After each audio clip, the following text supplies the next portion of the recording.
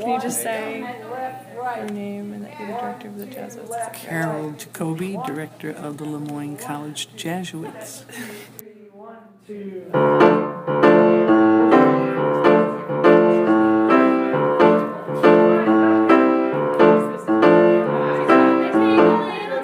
The Jazz Award is the Central New York Jazz Educators Award, and it's given by Jazz Central downtown. Okay, that's where all the big jazz people go. And there's a board that goes with that organization, so apparently I got nominated and voted. I assume that's how it works. Okay?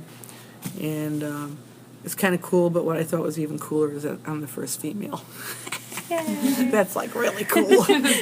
Doesn't matter that it's a jazz award because jazz has been a man's world for a long, long time, and it took women a long time to cut into it, including, you know, like people that I bring here, like Kirby Shaw.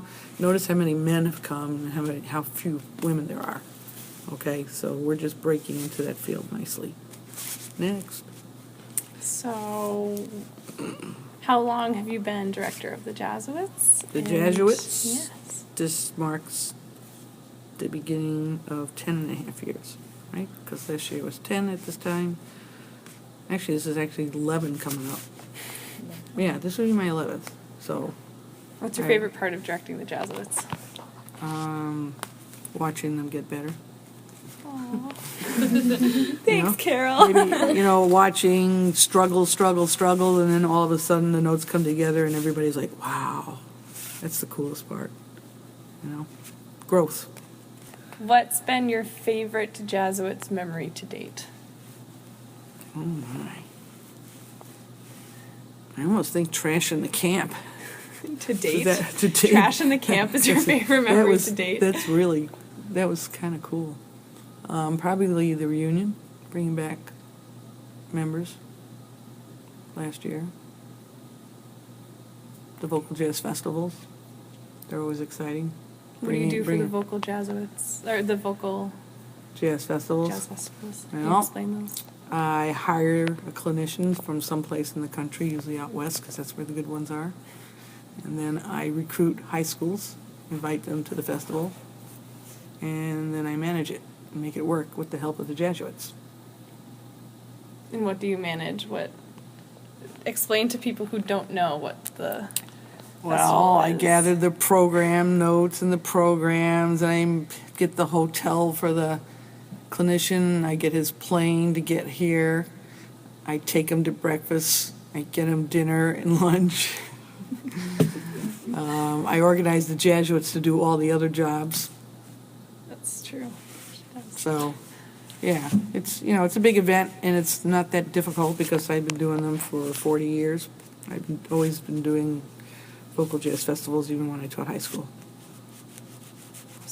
So, piece of cake. Explain your experiences with the New York Voices and bringing them to coach the Jesuits. Well, I made that suggestion, and Travis and Jocelyn bought into it. So that was pretty exciting to have all four of them here. A couple years ago, were you here when we went down to Ohio? Mm-hmm. Yeah, so we had that experience in Kim's house, and she's totally awesome. So having the experience with all four is 4 times awesome. And doing it at the Palace was even better yet. And what did the Jesuits do at the Palace? What did we do at the Palace? We did a workshop with all 4 of the New York Voices. And then we sang. We opened the concert for the New York Voices. That was a big thing. I guess that was pretty exciting too, huh? That could be another highlight. I was surprised you didn't say it was a highlight. Yeah, that is kind of a highlight. Just, I think current. Mm-hmm. I have a question.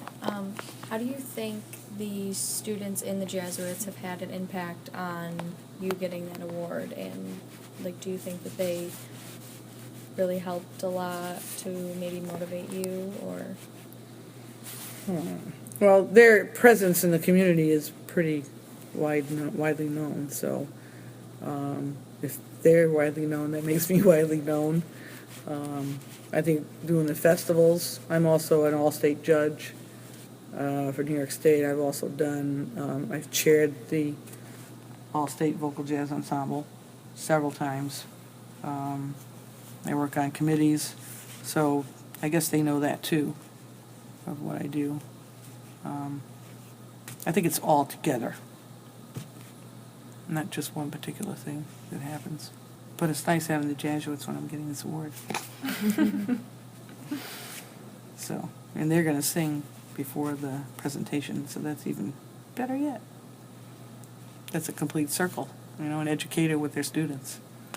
Yeah. So, that's kind of neat. And what has being in the jazz family done for you? This jazz family here? Any jazz family. Your jazz family that constantly grows. Oh, my goodness. I guess it keeps me young. That's for sure. Active and young. Keeps my ears good.